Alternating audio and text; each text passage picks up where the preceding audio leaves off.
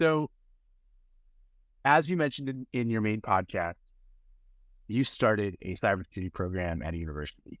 And I noticed that one of the courses that you teach is Defense Against the Dark Arts.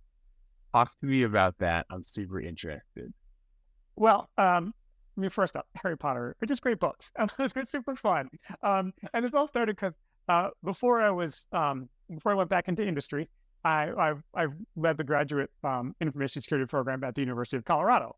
And one of my students, I was teaching a class called network security, and one of my students said, "Hey, you should really call this class Defense Against the Dark Arts." And I laughed, and I thought that was really fun. So I mentioned that to someone at Utah State University, where I'm an adjunct now, when they asked me to help design their cyber program.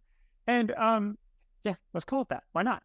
And it just makes it fun because I really want people to be interested in security, to take a passion to security with them into the workforce, right?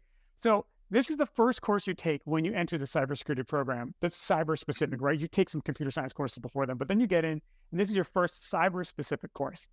And there's so many different areas of security, right? Like whether it's network security or code security or sort of operational security.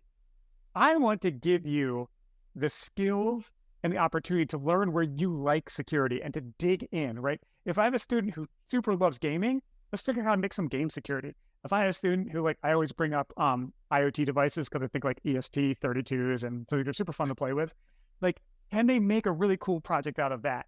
And so I did this class. I showed them how to do a bunch of things from, like, we use the OWASP top 10 as a framework for, okay, how would we exploit this? How we defend against it? And I kind of walk through that, and that's how we're doing this defense against the dark arts. So I show you how to do the hacking, and then I show you how to defend against it.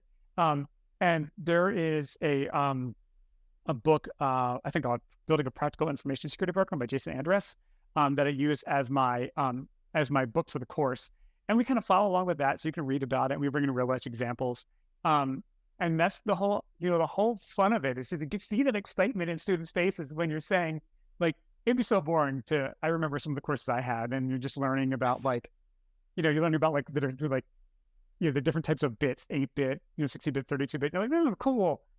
In the 20 years I've been doing this, I haven't used it much since I graduated, right?